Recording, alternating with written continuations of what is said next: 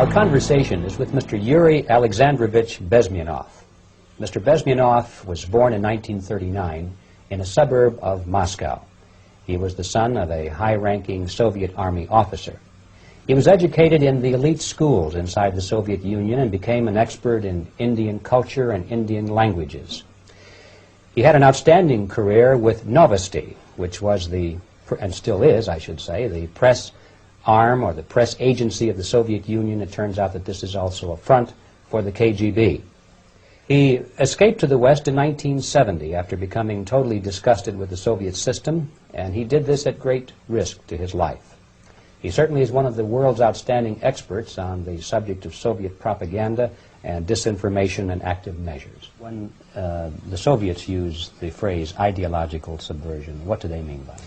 Ideological subversion is the process which is legitimate, overt, and open. You can see it with your own eyes. All you have to do, all American mass media has to do, is to unplug their bananas from their ears, open up their eyes, and they can see it. There is no mystery. There is nothing to do with espionage.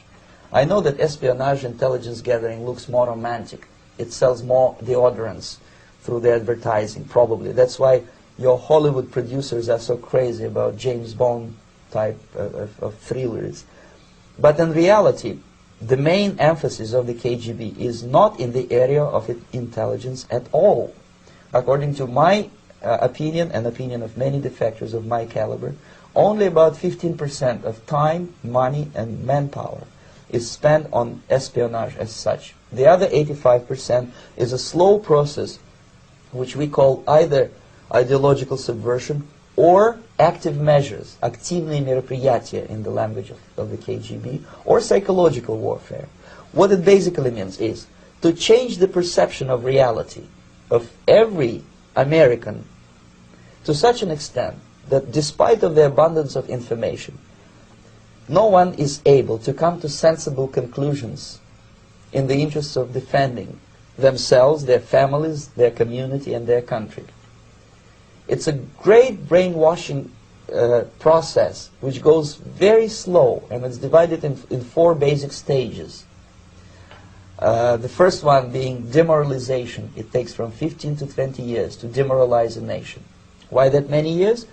Because this is the minimum number of years which requires to educate one generation of students in the country of your enemy, exposed to the ideology of the enemy. In other words, Marxism-Leninism ideology is being pumped into the soft heads of at least 3 generations of American students without being challenged or counterbalanced by the basic values of Americanism, American patriotism. The demoralization process in the United States is basically completed already. For the last 25 years.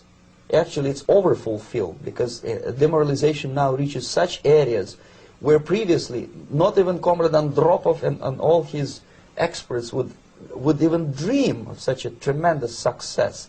Most of it is done by Americans to Americans, thanks to lack of moral standards. As I mentioned before, exposure to true information does not matter anymore.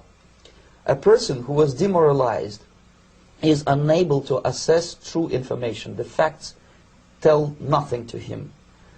Even if I shower him with information, with authentic proof, with documents, with pictures, even if I take him by force to the Soviet Union and show him concentration camp, he will refuse to believe it until he is going to receive a kick in his fat bottom. When a military boot crashes his, then he will understand, but not before that. That's the tragic of the situation of demoralization. So the next stage is destabilization. This time, subverter does not care about your ideas and the patterns of your consumption. Whether you eat junk food and get fat and flabby, it doesn't matter anymore. This time, and it takes only from 2 to 5 years to destabilize a nation, what matters is essentials: economy, foreign relations, defense systems. And you can see it quite clearly that in some areas, in such sensitive areas as defense and economy, the influence of Marxist-Leninist ideas in the United States is absolutely fantastic. I could never believe it 14 years ago when I landed in this part of the world that the process will go that fast. The next stage, of course, is crisis. It may take only up to 6 weeks to bring a country to the verge of crisis. You can see it in Central America now. And after crisis, with a violent change of power, structure, and economy, you have so-called the period of normalization. It may last indefinitely.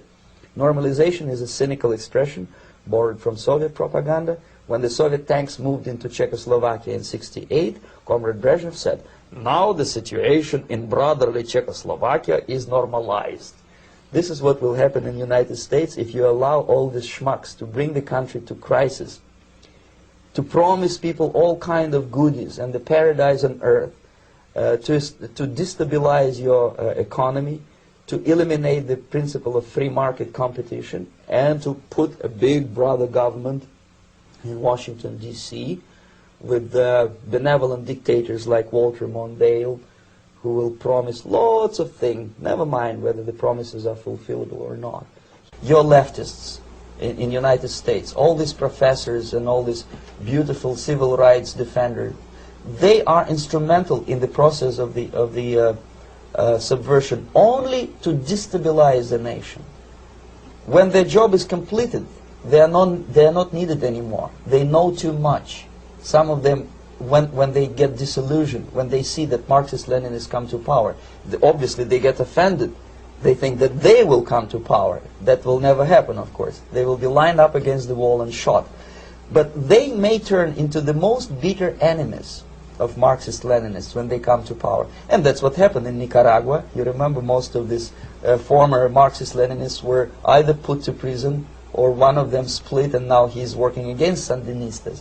It happened in Grenada when Maurice Bishop was already a Marxist. He was executed by a new Marxist who was more Marxist than this Marxist. Same happened in Afghanistan when first there was Taraki, he was killed by Amin, then Amin was killed by Babrak Karmal with the help of KGB. Same happened in Bangladesh when Mujibur Rahman, very pro-Soviet leftist, was assassinated by his own Marxist-Leninist military comrades. It's the same pattern everywhere. It's divided in 4 basic stages: demoralization, destabilization, crisis, normalization. They will be lined up against the wall and shot, wall and shot, wall and shot.